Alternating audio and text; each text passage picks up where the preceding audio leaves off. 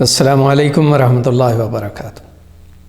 الحمدللہ رب العالمین والصلاة والسلام علی اشرف الانبیاء والمرسلین نبینا محمد وعلی آلہ وصحبہ اجمعین، اما بعد فاعوذ باللہ من الشیطان الرجیم، بسم اللہ الرحمن الرحیم۔ آمن الرسول بما انزل الیہ من ربہ والمؤمنون کلنا آمن باللہ وملائکتہ وکتبہ ورسلہ لا نفرق بین احد من رسلہ وقالوا سمعنا واطعنا غفرانک ربنا والیک المصیر۔ محترم سامعین، آج کا ہمارا موضوع ہے شرح ارکان ایمان و احسان، یعنی ہماری گفتگو ہوگی ایمان کے ارکان اور احسان سے متعلق۔ سب سے پہلے تو ہمیں یہ جاننا چاہیے کہ ایمان کیا چیز ہے۔ تو علماء کہتے ہیں ایمان یہ ہے کہ دل سے تصدیق کرنا، زبان سے اقرار کرنا، اعضاء و جوارح سے اس پر عمل کرنا۔ نیکیاں کرنے سے ایمان بڑھتا ہے اور برائیاں کرنے سے ایمان گھٹتا ہے۔ یعنی ایمان نام ہے اعتقاد، اقرار اور عمل، تینوں چیزوں کا۔ ان میں سے کوئی بھی چیز کم ہوگی تو ایمان اصل باقی نہیں رہے گا۔ جبریل علیہ السلام نے نبی صلی اللہ علیہ وسلم سے پوچھا تھا کہ بتائیے ایمان کیا ہے؟ تو نبی صلی اللہ علیہ وسلم نے ایمان کے ارکان کا ذکر فرمایا تھا اور کہا ایمان یہ ہے کہ آپ ایمان لائیں اللہ پر، اس کے فرشتوں پر، اس کی کتابوں پر، اس کے رسولوں پر، آخرت کے دن پر، اچھی بری تقدیر پر۔ اور جبریل علیہ السلام نے کہا کہ آپ نے سچ فرمایا۔ یعنی ایمان کے یہ 6 ارکان ہیں: اللہ پر ایمان، اللہ کے فرشتوں پر ایمان، اللہ کے کتابوں پر ایمان، اللہ کے رسولوں پر ایمان، آخرت کے دن پر ایمان، اچھی بری تقدیر پر ایمان۔ سب سے پہلے ہم اللہ پر ایمان کے تعلق سے گفتگو کرنا چاہیں گے کہ پہلی چیز یہ ہے کہ ہر انسان اللہ پر ایمان رکھے۔ علماء کہتے ہیں کہ اللہ پر ایمان 4 باتوں کو شامل ہے۔ پہلی چیز تو یہ ہے کہ اللہ کے وجود پر ایمان ہو، کہ اللہ تعالی موجود ہے، اور اس دنیا میں غالباً سبھی لوگ اللہ کے وجود کا اقرار کرتے ہیں۔ شاید باید کچھ لوگ ہیں جو دہریہ قسم کے ہیں اور وہ اللہ کا انکار کرتے ہیں، یا یہ کہہ لیجئے کہ دل میں تو مانتے ہیں لیکن زبان سے اقرار نہیں کرتے۔ جیسے اللہ نے کہا وَجَحَدُوا بِهَا وَاسْتَيْقَنَتْهَا أَنفُسُهُمْ ظُلْمًا وَعُلُوًّا، کہ ان لوگوں نے انکار تو کیا لیکن ان کا دل یقین کر رہا ہے۔ انکار صرف ظلم اور سرکشی کی بنیاد پہ کرتے ہیں، بہت سے ایسے لوگ ہوتے ہیں، ورنہ اللہ کے وجود کے قائل سبھی لوگ ہیں، کیونکہ یہ ممکن نہیں ہے کہ اس کائنات کا چلانے والا نہ ہو اور پوری کائنات پورے نظم و ضبط سے چل رہی ہو۔ اس لیے یہ تو ماننا ہی پڑے گا کہ اللہ ہے جو پوری کائنات کو چلانے والا ہے۔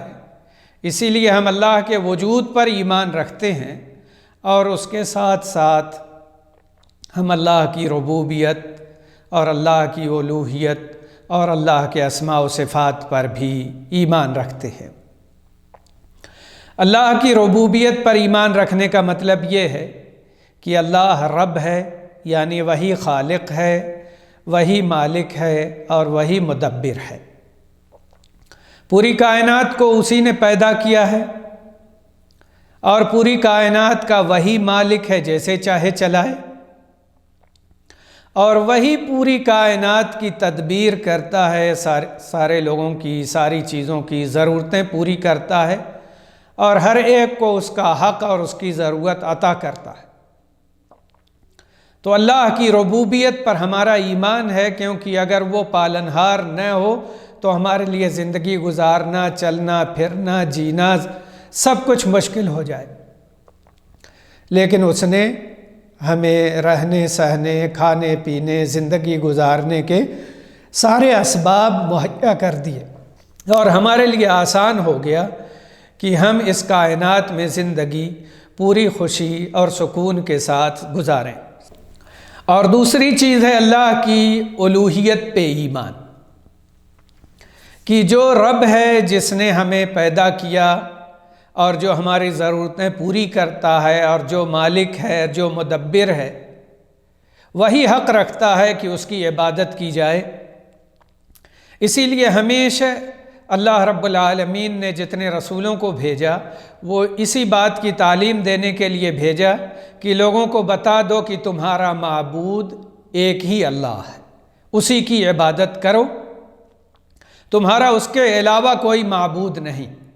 تو اللہ رب العالمین نے تمام انبیاء اور رسول کو اسی تعلیم کے لیے بھیجا تھا، اور انبیاء پوری زندگی لوگوں کو یہی بتاتے رہے کہ ایک اللہ کی عبادت کرو اور غیر اللہ کی عبادت سے دور رہو، کیونکہ اللہ تعالیٰ اس کو معاف نہیں کرے گا کہ اس کے ساتھ کسی اور کو شریک ٹھہرایا جائے، صرف اس کی عبادت کی جائے اور اس کا پارٹنر اور شریک کسی کو نہ سمجھا جائے۔ اسی لیے لازم ہے کسی انسان کی نجات کے لیے کہ وہ اپنے رب کے لیے مخلص ہو اور خالص اسی کی عبادت کرے اور شرک و کفر سے اپنے آپ کو بچا کر رکھے۔ اور جو خالص ایک اللہ کی عبادت نہیں کرتا وہ گویا اللہ کو اس طرح نہیں مانتا جس طرح ماننے کا حق ہے، اور اللہ رب العالمین ایسے انسان کو کبھی معاف نہیں کرے گا جو اس کی بھی عبادت کرتا ہو یا دوسرے کی عبادت کرتا ہو، یا یہ ہے کہ اس کی بھی عبادت کرے اور دوسرے کی بھی عبادت کرے۔ اللہ کو انکار ہے کہ کسی کی عبادت کی جائے، وہ صرف اس کا قائل ہے کہ سب کی عبادت کا انکار کیا جائے اور خالص ایک اللہ کی عبادت کا اقرار کیا جائے۔ اس لیے اللہ کی الوہیت پر ایمان رکھنا ضروری ہے، یعنی عبادت صرف اللہ کی ہونی چاہیے۔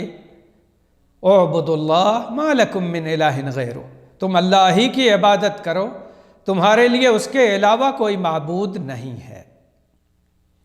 اور اللہ کے اسماء و صفات پر ایمان رکھنا یہ بھی ضروری ہے، یعنی اللہ تعالیٰ نے اپنے جو نام اور جو صفات قرآن شریف میں ذکر کیے ہیں، یا رسول اللہ صلی اللہ علیہ وسلم نے اللہ کے جو اسماء و صفات بیان کیے ہیں ان پر ایمان رکھا جائے اسی طرح جو اس کی شان کے لائق ہے، یعنی وہ سارے نام اور ساری صفات کو اللہ کے لیے تسلیم کیا جائے جو اس کی شان کے لائق ہے، بغیر تحریف کے، بغیر تعطیل کے، بغیر تکییف کے، بغیر تمثیل کے، یعنی ان اسماء و صفات میں تبدیلی نہ کی جائے، ان اسماء و صفات میں سے کسی نام کسی صفت کا انکار نہ کیا جائے، کسی نام کسی صفت کی کیفیت نہ بیان کی جائے، اور کسی نام یا کسی صفت کی مثال بیان نہ کی جائے، کیونکہ جب اللہ کو دیکھا نہیں اور اللہ کی ماہیت اور حقیقت سے ہم واقف نہیں تو کیسے مثال بیان کر سکتے ہیں اور کیسے کیفیت بیان کر سکتے ہیں۔ اس لیے اللہ کے تمام اسماء و صفات پر ایمان رکھا جائے جو اس کی شان کے لائق ہے، جیسے اللہ تعالیٰ نے قرآن شریف میں بیان کیا ہے اور جیسے نبی صلی اللہ علیہ وسلم نے احادیث میں ذکر کیا ہے، بغیر تحریف و تعطیل کے اور بغیر تکییف و تمثیل کے۔ بعض لوگوں نے اللہ کی صفات میں تحریف کر دی، جیسے اللہ تعالیٰ نے کہا الرحمن علی العرش استوی، رحمان عرش پر مستوی ہے، اور استوا کا معنی علی وارتفع، وہ بلند ہے، اس کے اوپر ہے، جیسے اس کی شان کے لائق ہے۔ لیکن ان لوگوں نے استوا کا معنی استولا کر دیا، یعنی قابض ہوا۔ تو اللہ تعالیٰ کے قبضے میں تو ساری چیزیں ہیں، اللہ کے قبضے قدرت سے کون سی چیز باہر ہے؟ تو ان لوگوں نے استوا کا معنی بدل دیا اور اس میں تحریف کر دی۔ ضروری ہے کہ اللہ کے لیے یہ صفات مانی جائیں جیسے اللہ نے بتایا ہے اور جیسے نبی صلی اللہ علیہ وسلم نے تعلیم دی ہے، ہم اس میں تحریف اور تبدیلی نہ کریں۔ جب اللہ نے بتایا کہ وہ عرش کے اوپر ہے تو ہم مانیں کہ وہ عرش کے اوپر ہے جیسے اس کی شان کے لائق ہے، کیونکہ اللہ کے لیے صفت علو ہے، اللہ کا اپنی تمام مخلوقات کے اوپر ہونا ثابت ہے، تو ہم اس کو مانیں کہ وہ اپنی تمام مخلوقات کے اوپر ہے جیسے اس کی شان کے لائق ہے، اس میں تبدیلی کی گنجائش نہیں۔ تو بہت سے لوگوں نے تبدیلی کر دی اور بہت سے لوگوں نے اللہ کے اسماء و صفات میں معانی کو بدل دیا۔ اب دیکھیے اللہ تعالیٰ نے کہا ابلیس سے، قال یا ابلیس ما منعک ان تسجد لما خلقت بیدی، اے ابلیس کس نے تمہیں روکا اس کو سجدہ کرنے سے جس کو میں نے اپنے دونوں ہاتھوں سے پیدا کیا؟ تو اللہ تعالیٰ نے اپنے دو ہاتھ کا ذکر کیا، تو اب یہ لوگ کیا کہتے ہیں کہ اپنی قدرت سے پیدا کیا۔ ہاتھ کا معنی قدرت بیان کرتے ہیں۔ اللہ تعالیٰ نے کہا میں نے اپنے دونوں ہاتھوں سے پیدا کیا، تو اللہ نے اپنے لیے دو ہاتھ ثابت کیا ہے جو اس کی شان کے لائق ہے۔ یہ کہنے کی کیا ضرورت ہے کہ اس سے تمثیل لازم آئے گی؟ کیوں تمثیل لازم آئے گی؟ تم نے خود تمثیل پیش کر دی اور اللہ کو بندوں جیسا بنا دیا، جب اللہ نے کہا لیس کمثلہ شیء وہو السمیع البصیر، اس کے جیسی کوئی چیز نہیں، وہ سننے والا اور دیکھنے والا ہے، تو اللہ کے جیسا کوئی ہو کیسے سکتا ہے؟ تو اللہ کے لیے دو ہاتھ تسلیم کیے جائیں جیسے اللہ نے بیان کیا ہے، جو اس کی شان کے لائق ہے، کیونکہ اس کے جیسا کوئی نہیں، اس کی صفات جیسے کسی کی صفات نہیں، تو اس میں تبدیلی جائز نہیں۔ اسی طرح ایک مسئلہ یہ بھی عام طور سے پیدا ہوتا ہے کہ بخاری اور مسلم میں ایک روایت موجود ہے کہ اللہ تعالیٰ نے آدم کو اپنی صورت پر پیدا کیا، تو اس میں بڑا اختلاف لوگوں کو ہوا کہ یہ کیسے ہو سکتا ہے کہ اللہ تعالیٰ اپنی صورت اور شکل پر پیدا کر دے آدم علیہ السلام کو؟ یہ تو ممکن ہی نہیں، اس طرح کی باتیں کرتے ہیں، جبکہ حدیث کا معنی یہی ہے کہ اللہ تعالیٰ نے آدم علیہ السلام کو اپنی صورت پر پیدا کیا ہے۔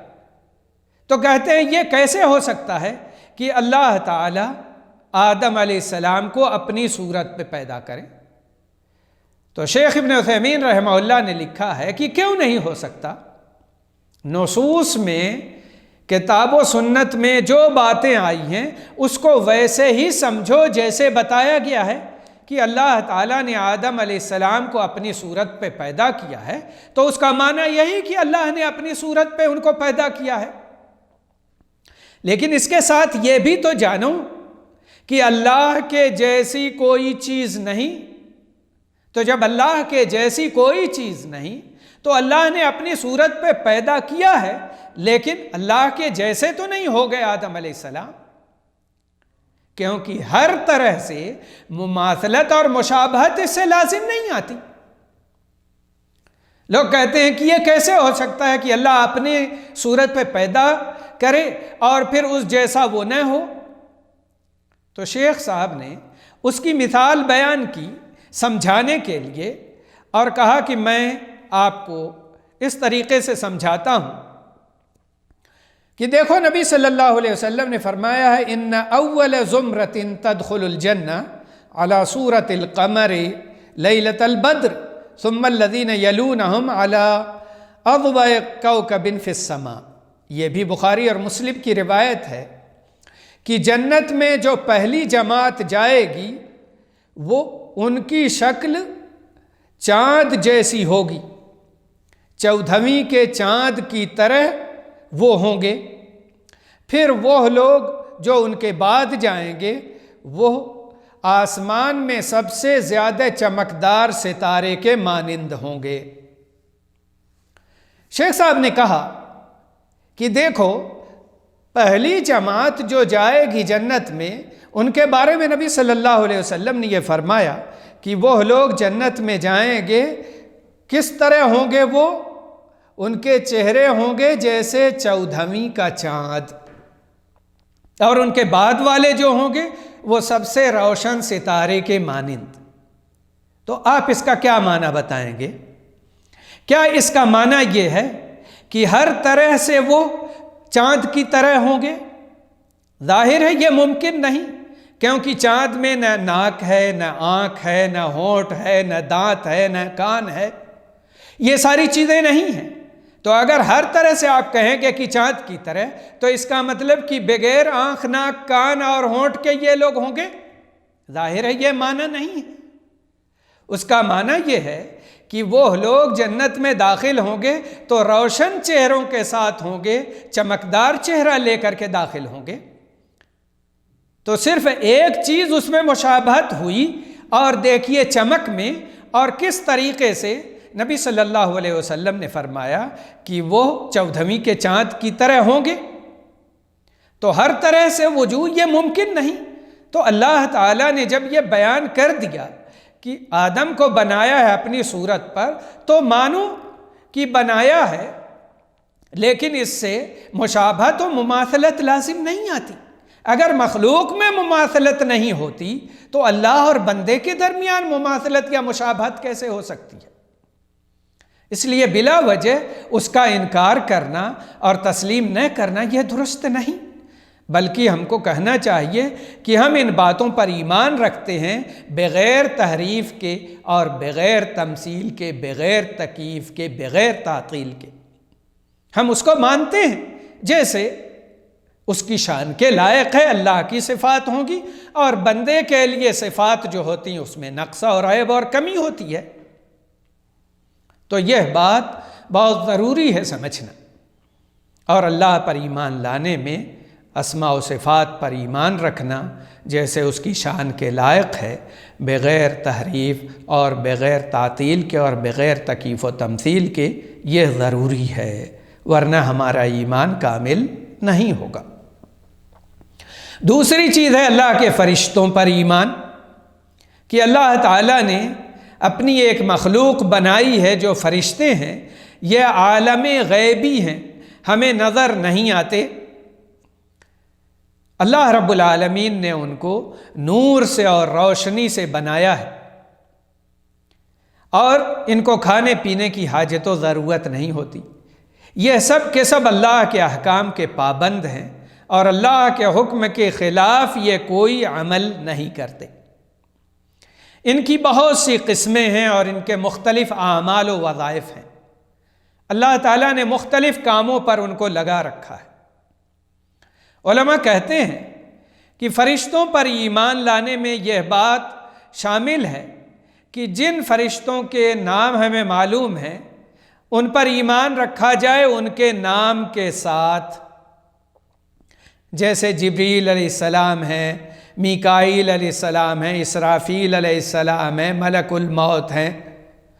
تو جن کے نام ہمیں معلوم ہیں ان کے نام کے ساتھ ان پر ایمان رکھا جائے، اور جن کے اعمال ہمیں معلوم ہیں ان کے اعمال کے ساتھ ان پر ایمان رکھا جائے۔ جیسے جبریل علیہ السلام کے بارے میں معلوم ہے کہ وہ اللہ کے پاس سے وحی انبیاء کے پاس، رسول کے پاس لے آیا کرتے تھے اور اللہ کا پیغام لوگوں کو سناتے تھے۔ میکائیل علیہ السلام کے بارے میں معلوم ہے کہ وہ بارش اور نباتات پر مقرر ہیں۔ اسرافیل علیہ السلام کے بارے میں معلوم ہے کہ وہ سور پھونکنے پر مقرر ہیں، اور قیامت کے دن سور میں پھونکیں گے اور پوری دنیا ختم ہو جائے گی۔ اور کچھ فرشتے ہیں جن کو اللہ تعالیٰ نے بنایا ہے، وہ پوری کائنات میں سیر و سیاحت کرتے ہیں، اور وہ ذکر کرنے والوں کو، علم حاصل کرنے والوں کو ڈھونڈتے ہیں۔ جب وہ پاتے کچھ لوگوں کو علم حاصل کرنے والا، اللہ کا ذکر کرنے والا، تو وہ وہاں پر بیٹھ جاتے ہیں۔ کچھ فرشتوں کو اللہ تعالیٰ نے بنایا ہے کہ وہ بنی آدم کی حفاظت پر مقرر ہیں۔ کہ ایک آدمی آیت الکرسی پڑھ لیتا ہے تو اللہ کی طرف سے محافظ فرشتہ مقرر ہو جاتا ہے، شام کو پڑھ لیتا ہے تو صبح تک، صبح کو پڑھتا ہے تو شام تک فرشتہ حفاظت کرتا ہے۔ تو بنی آدم کی حفاظت میں کچھ فرشتے موجود ہیں اور مقرر ہیں۔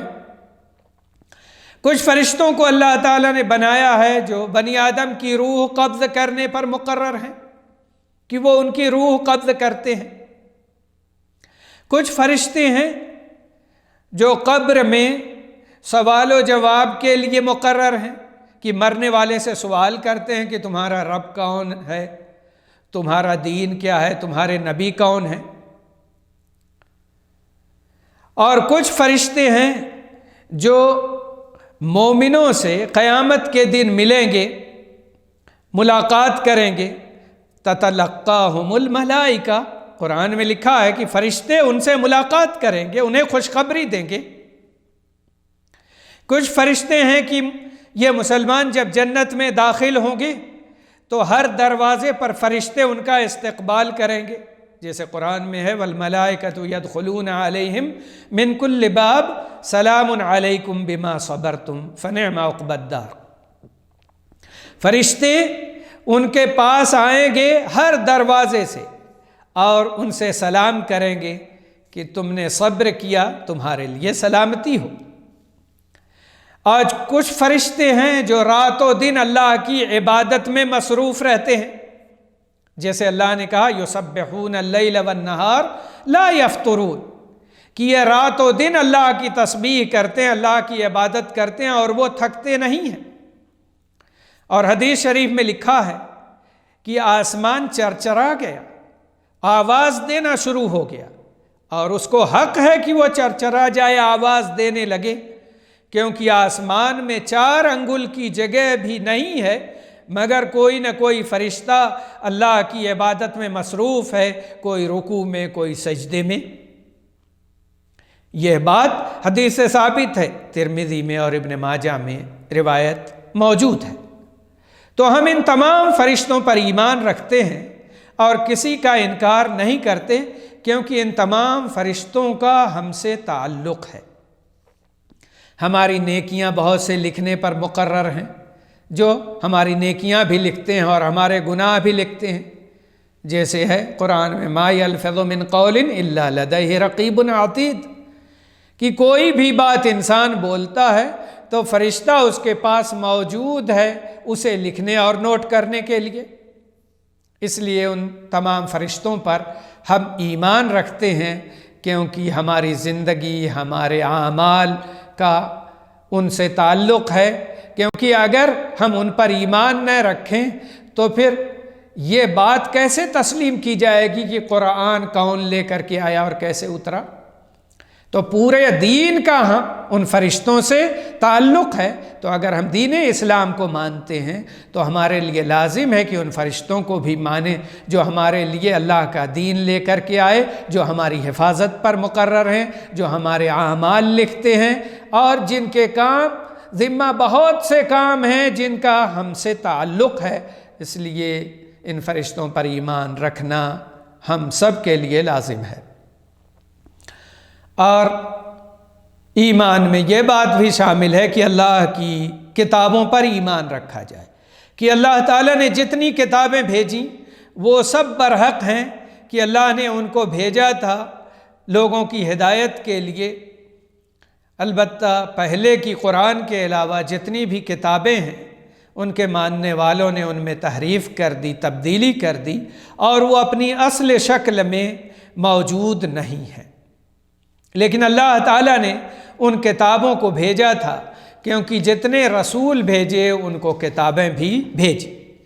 اللہ تعالیٰ کا ارشاد ہے کان الناس امۃ واحدہ فبعث اللہ النبیین مبشرین ومنذرین وانزل معاہم الکتاب، لوگ ایک امت تھے، پھر اللہ تعالیٰ نے نبیوں کو بھیجا، بشارت دینے والا اور ڈرانے والا، اور ان کے ساتھ کتاب بھیجی۔ تو اللہ رب العالمین نے انبیاء اور رسول کو کتاب دی، تو ہمارا ایمان ہے کہ اللہ تعالیٰ نے رسولوں کو کتابوں سے نوازا۔ اور اللہ تعالیٰ کا ارشاد ہے وَجَعَلْنَا فِي ذُرِّيَّتِهِمَ النُّبُوَّةَ وَالْكِتَابَ، ہم نے ان دونوں کی اولاد میں یعنی نوح اور ابراہیم علیہ السلام کی اولاد میں نبوت اور کتاب رکھی کہ ان میں نبی بھی بنے اور ان میں کتاب بھی رکھی، کتابیں بھی دیں۔ لیکن اتنا ضرور ماننا چاہیے کہ جتنی بھی پہلے کی کتابیں ہیں وہ سب قرآن آنے کے بعد منسوخ ہو چکی ہیں، اب ان پر عمل کی گنجائش نہیں ہے۔ اللہ تعالیٰ نے کہا وَأَنزَلْنَا إِلَيْكَ الْكِتَابَ بِالْحَقِّ مُصَدِّقًا لِمَا بَيْنَ يَدَيْهِ مِنَ الْكِتَابِ وَمُهَيْمِنًا عَلَيْهِ، ہم نے آپ کی طرف کتاب بھیجی حق کے ساتھ جو دوسری کتابوں کی تصدیق کرتی ہے اور ان کی نگراں اور محافظ ہے۔ تو تمام کتابیں قرآن آنے کے بعد منسوخ ہو چکی ہیں۔ علماء کہتے ہیں کہ کتابوں پر ایمان رکھنا بھی 4 باتوں کو شامل ہے۔ پہلی چیز یہ کہ جن کتابوں کا ذکر کیا گیا کہ اللہ تعالیٰ نے کتابیں بھیجیں تو ہم ایمان رکھیں کہ اللہ تعالیٰ کی طرف سے کتابیں آئیں اور رسولوں کو وہ کتابیں دی گئیں لوگوں کی ہدایت کے لیے۔ اور دوسری بات یہ کہ ہم ان میں جو باتیں ہیں ان کی تصدیق کریں، خاص طور سے قرآن کی تمام باتوں کی تصدیق کریں، کیونکہ قرآن میں تبدیلی نہیں ہوئی، وہ جیسے آیا ویسے موجود ہے۔ باقی دوسری جو کتابیں ہیں ان میں جو باتیں ہیں اگر وہ قرآن نے جو احکامات دیے ان کے موافق ہیں تو ان کی تصدیق کی جائے گی، اور اگر اس کے مخالف ہیں تو ان کا انکار کیا جائے گا۔ اور کتاب و سنت سے اگر ان کی تائید بھی نہیں ہوتی، ان کی مخالفت بھی نہیں ہوتی، ایسی باتیں ہیں تو ان کے تعلق سے علماء کہتے ہیں کہ اس کے بارے میں خاموشی اختیار کی جائے گی۔ اور چوتھی چیز یہ بھی ہے کہ جن کتابوں کے نام ہمیں معلوم ہیں ان کتابوں پر ہم ایمان رکھیں ان کے ناموں کے ساتھ، جیسے قرآن پر ایمان رکھیں کہ یہ نبی صلی اللہ علیہ وسلم کو اللہ نے دی، تورات موسیٰ علیہ السلام کو اللہ نے دی، انجیل عیسیٰ علیہ السلام کو دی، زبور داؤد علیہ السلام کو دی، ابراہیم علیہ السلام کو صحیفے دیے، موسیٰ علیہ السلام کو صحیفے دیے، صحف ابراہیم اور موسیٰ کا ذکر موجود ہے۔ تو ان سب پر ہم ایمان رکھیں کہ یہ اللہ کی طرف سے نازل شدہ ہیں، مگر عمل کے لیے ضروری ہے کہ ہر انسان ان باتوں پر عمل کرے جو کتاب اللہ میں یعنی قرآن کریم میں موجود ہے، کیونکہ آج کسی اور کتاب پر عمل کی کسی شخص کے لیے گنجائش نہیں۔ جب تک قرآن نہیں آیا تھا تب تک ان کتابوں کے ماننے والوں کے لیے جائز تھا کہ وہ اللہ کی دی ہوئی کتاب پر عمل کرتے، لیکن قرآن کے آنے کے بعد اب ساری کتابیں منسوخ ہو گئیں۔ اب لازم ہے کہ قرآن پر ایمان رکھ کر اس پر عمل کیا جائے اور ان کتابوں پر ایمان رکھا جائے کہ وہ اللہ کے پاس سے آئی تھیں مگر ان میں تبدیلی ہو گئی، اس لیے وہ عمل کے لائق نہیں رہیں۔ چوتھی چیز ہے رسولوں پر ایمان، کہ تمام رسولوں پر ایمان رکھنا ضروری ہے۔ یہ ممکن نہیں کہ ہم محمد صلی اللہ علیہ وسلم پر ایمان رکھتے ہیں تو موسیٰ علیہ السلام کا انکار کر دیں یا عیسیٰ علیہ السلام کا انکار کر دیں یا کسی اور نبی کا انکار کر دیں، یہ کسی مسلمان کے لیے جائز نہیں، بلکہ ہمارے لیے لازم ہے کہ ہم تمام رسولوں پر ایمان رکھیں اور ان میں سے کسی کا انکار نہ کریں۔ اگر کسی کا بھی انکار کریں گے تو ہم ایمان والے باقی نہیں رہیں گے، ہم مومن نہیں رہیں گے۔ لازم ہے کہ تمام رسولوں پر ہمارا ایمان ہو۔ رسول اور نبی میں علماء کہتے ہیں کہ تھوڑا سا فرق ہے۔ رسول وہ ہوتے ہیں جس کو نئی شریعت ملتی ہے اور اسے دوسروں تک پہنچانے کا حکم دیا جاتا ہے، اور نبی وہ ہوتے ہیں جن کو شریعت یا احکامات دیے جاتے ہیں یا پہلی شریعت پر حکم عمل کرنے کا حکم دیا جاتا ہے اور اس کی نصیحت کی بات کی جاتی ہے، تذکیر و نصیحت وہ کرتے ہیں، لیکن تبلیغ کا حکم نہیں ملتا، کیونکہ تبلیغ ان کو کی جاتی ہے جن تک اللہ کا پیغام نہ پہنچا۔ لیکن جو ایمان والے ہیں، اس کتاب پر ایمان رکھتے ہی ہیں، تو ان کے لیے تبلیغ نہیں، ان کو تذکیر اور نصیحت کی جاتی ہے۔ اسی لیے کہتے ہیں کہ نبوت کا جو لفظ ہے یہ عام ہے، لیکن رسالت کا لفظ یہ خاص ہے۔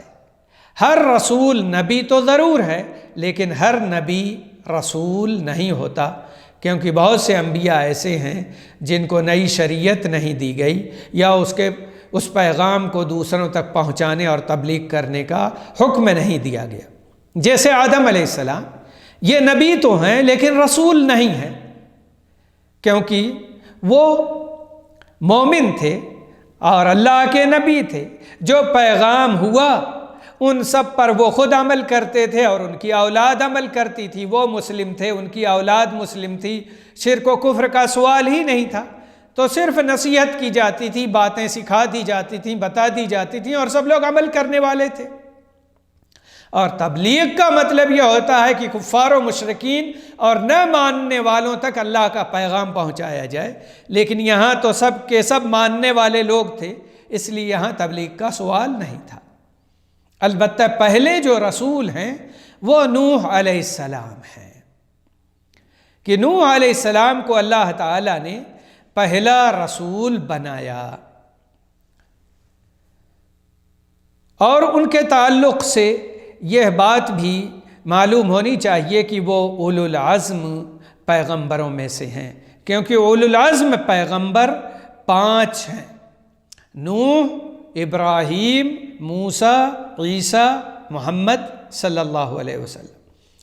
یہ سب اولو العزم پیغمبر ہیں، اور اللہ تعالیٰ نے یہ کہہ دیا کہ وَجَعَلْنَا فِي ذُرِّيَّتِهِمَ النُّبُوَّةَ وَالْكِتَابَ، ان دونوں کی اولاد میں ہم نے نبوت اور کتاب رکھی ہے، یعنی نوح علیہ السلام کی اولاد میں اور ابراہیم علیہ السلام کی اولاد میں۔ اسی وجہ سے شیخ ابن عثیمین رحمہ اللہ نے لکھا ہے کہ آدم علیہ السلام اور نوح علیہ السلام کے بیچ میں اور کوئی دوسرا نبی یا رسول نہیں تھا۔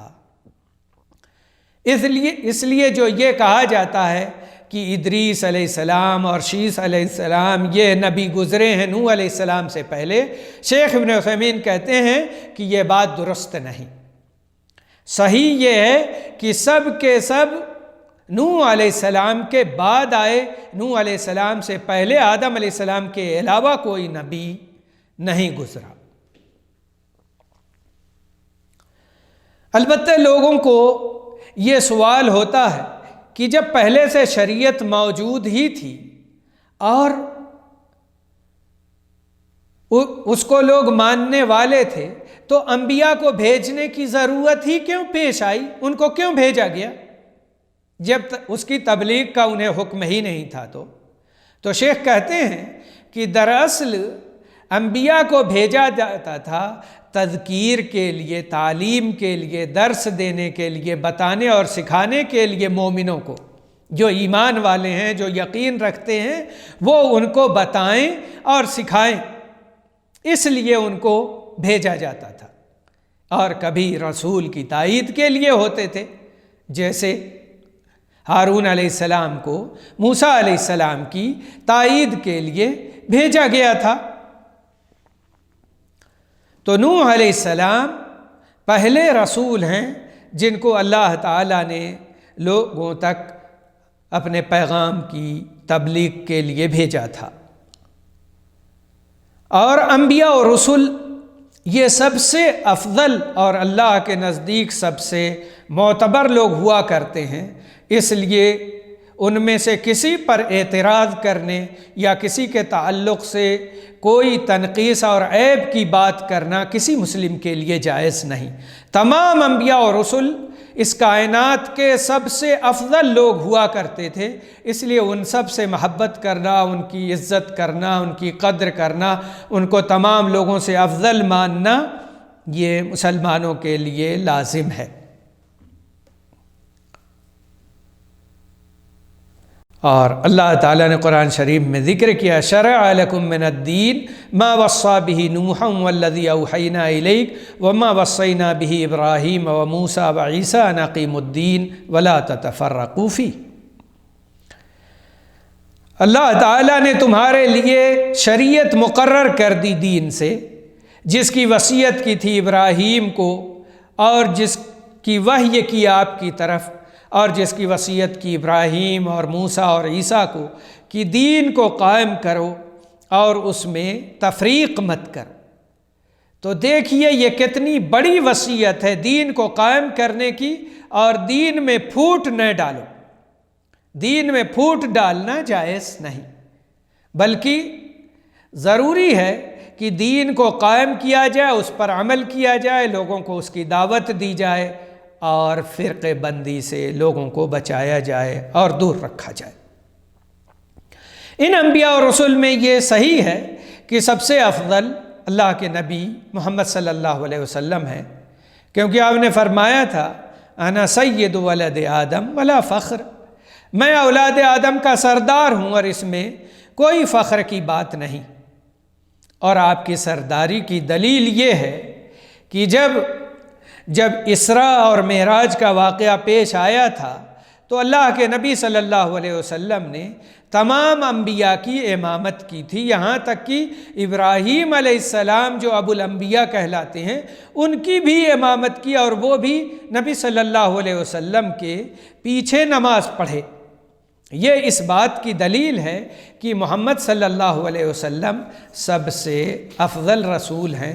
ہاں، ان کے بعد ابراہیم علیہ السلام کا درجہ آتا ہے، اور دونوں اللہ کے خلیل ہیں، یعنی محمد صلی اللہ علیہ وسلم بھی اللہ کے خلیل ہیں اور ابراہیم علیہ السلام بھی اللہ کے خلیل ہیں۔ وَاتَّخَذَ اللَّهُ إِبْرَاهِيمَ خَلِيلًا، اللہ تعالیٰ نے ابراہیم علیہ السلام کو خلیل اور دوست بنایا۔ اور نبی صلی اللہ علیہ وسلم نے فرمایا کہ اللہ تعالیٰ نے مجھے اپنا خلیل بنایا ہے، تو دونوں خلیل اللہ اور خلیل الرحمن ہیں۔ اور ایمان میں آخرت پر ایمان بھی شامل ہے کہ ایک دن آئے گا کہ یہ دنیا ختم ہو جائے گی، اور اس کو آخرت کا دن اسی لیے کہتے ہیں کہ اب یہ دنیا اور دنیا کے سارے دن ختم ہو گئے اور اب آخرت کا دن شروع ہوا۔ تو آخرت کے دن پر ایمان رکھنا ضروری ہے، اور اس میں قبر اور برزخ کی زندگی اور سوال و جواب اور اس کی نعمتیں، پھر قیامت کے دن اٹھنا، اور اس کے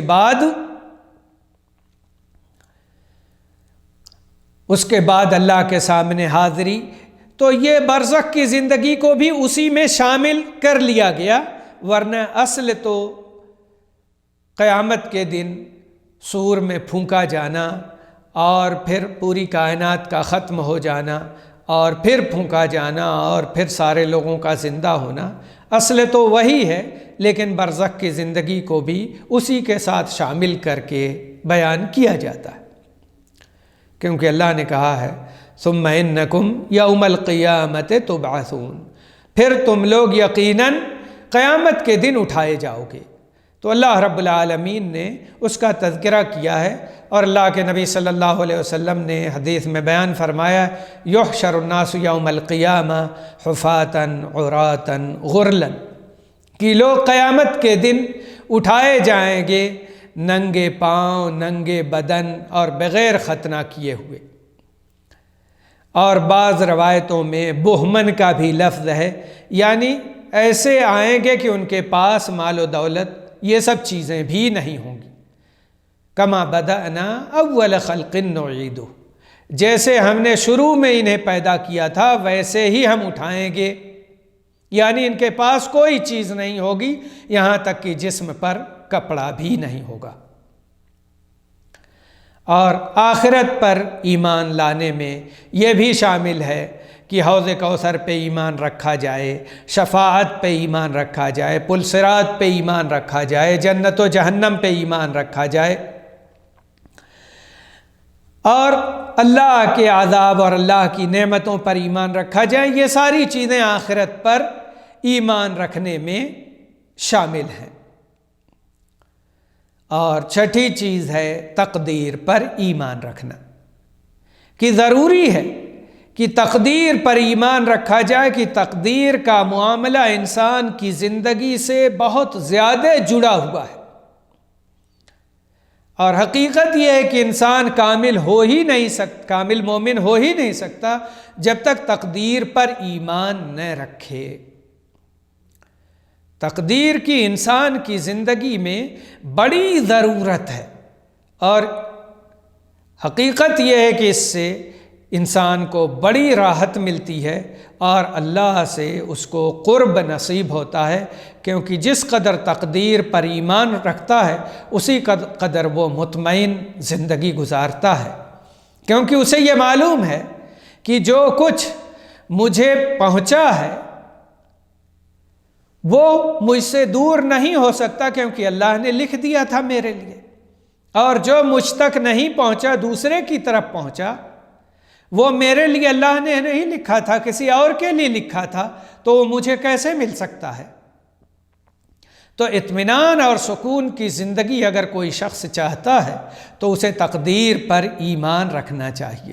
اسی لیے اللہ کے نبی صلی اللہ علیہ وسلم نے فرمایا وَاعْلَمْ أَنَّ مَا أَصَابَكَ لَمْ يَكُنْ لِيُخْطِئَكَ وَمَا أَخْطَأَكَ لَمْ يَكُنْ لِيُصِيبَكَ۔ جو چیز تمہیں ملی وہ دوسرے تک نہیں جائے گی، اور جو دوسرے تک چلی گئی وہ تمہاری قسمت میں نہیں تھی۔ تو اس بات پر ایمان رکھنے سے ایک انسان اللہ پر یقین رکھتا ہے، اللہ سے محبت کرتا ہے، اللہ کے لکھے پر پرسکون زندگی گزارتا ہے، خیر کی طرف آگے بڑھتا ہے اور شر سے بچتا ہے۔ اسی لیے علماء کہتے ہیں کہ تقدیر پر ایمان لانے میں یہ بات شامل ہے کہ یہ ایمان رکھا جائے کہ اللہ تعالیٰ کو ہر چیز کا علم ہے، تمام چیزوں کا بنیادی اور تفصیلی ہر لحاظ سے علم ہے، کیونکہ اللہ نے کہا واللہ بکل شیء علیم، اللہ ہر چیز کو جاننے والا ہے، اور اللہ نے کہا لا یضل ربی ولا ینسا۔ موسیٰ علیہ السلام کی زبانی کہا جو قرآن میں موجود ہے کہ میرا رب، موسیٰ علیہ السلام نے کہا میرا رب نہ بھٹکتا ہے نہ بھولتا ہے، اس کے ساتھ ایسی بات نہیں پیدا ہوتی کہ وہ لا علم رہ جائے، نہ تو وہ لا علم ہوتا ہے اور نہ ہی بھولتا ہے، بلکہ ساری چیزوں کا علم رکھتا ہے۔ تو اس بات پر ایمان رکھنا ضروری ہے کہ تمام چیزوں کا علم اللہ کو ہے، اور اللہ سے کوئی چیز چھپی ہوئی نہیں ہے، یہاں تک کہ ہمارے دل کے رازوں سے بھی وہ واقف ہے، ہمارے دل کے راز بھی اس سے چھپے ہوئے نہیں ہیں، ہم چاہے میدان میں ہوں یا گھروں میں ہوں یا کوٹھری میں بیٹھے ہوں، وہ ہم سب کو جانتا ہے۔ دوسری چیز تقدیر پر ایمان رکھنے میں یہ بھی ہے کہ ہم یہ بات جانتے رہیں کہ اللہ تعالیٰ نے ہر چیز اپنے پاس لوح محفوظ میں لکھ رکھی ہے، اللہ کے پاس ساری چیزیں لکھی ہوئی ہیں۔ اللہ کا ارشاد ہے وَكُلَّ شَيْءٍ أَحْصَيْنَاهُ فِي إِمَامٍ مُبِينٍ، ہم نے ہر چیز کو لکھ رکھا ہے کھلی کتاب میں، ساری چیزیں اللہ تعالیٰ نے لکھ دی ہیں جو کچھ قیامت تک پیش آئے گا۔ اور حدیث شریف میں بھی لکھا ہے کہ جب اللہ تعالیٰ نے قلم کو پیدا کیا تو اس سے کہا کہ لکھو، تو قلم نے کہا کہ میں کیا لکھوں؟ تو اللہ نے کہا لکھو ہر وہ چیز جو قیامت تک پیش آنے والی ہے۔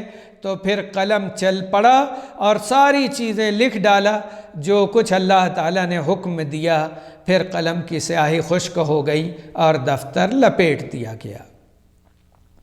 تو یہ معلوم ہونا چاہیے کہ جو کچھ ہماری قسمت میں لکھا ہے وہی پیش آئے گا۔ کوئی بھی بات پیش آ جائے تو یہ مت کہو کہ کاش میں ایسا نہ کرتا، ایسا نہ کرتا تو یہ نہ ہوا ہوتا، یہاں نہ جاتا تو یہ نہیں ہوا ہوتا، ایسا نہ کرتا تو یہ نہیں ہوا ہوتا، یہ مت کہو، کیونکہ اللہ نے جب لکھ رکھا ہے تو وہ ہو کر رہے گا۔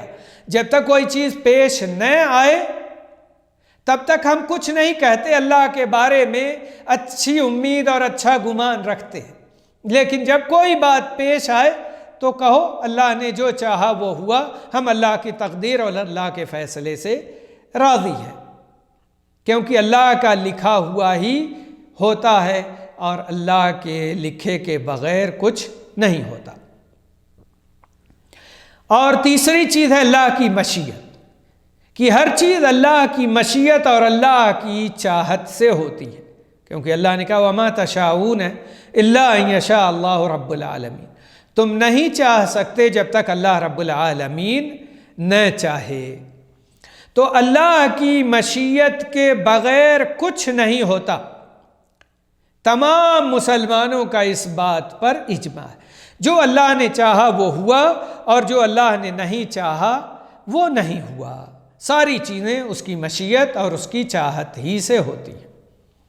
اور اس بات پر بھی ایمان رکھنا تقدیر میں شامل ہے کہ اللہ ہی نے ہر چیز پیدا کی ہے۔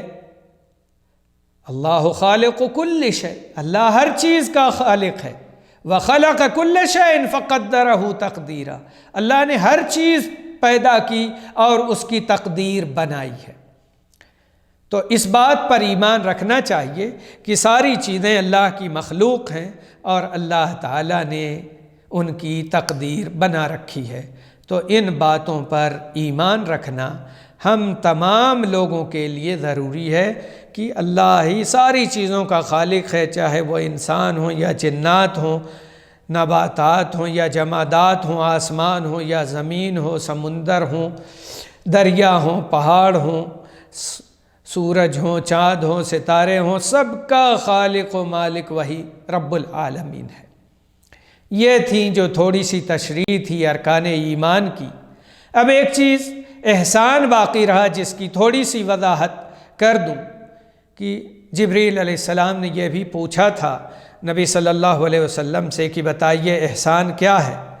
تو نبی صلی اللہ علیہ وسلم نے فرمایا کہ احسان یہ ہے کہ آپ اللہ کی عبادت کریں اس طرح گویا آپ اللہ کو دیکھ رہے ہیں، اور اگر یہ کیفیت نہ ہو تو یہ کیفیت ہو کہ اللہ آپ کو دیکھ رہا ہے۔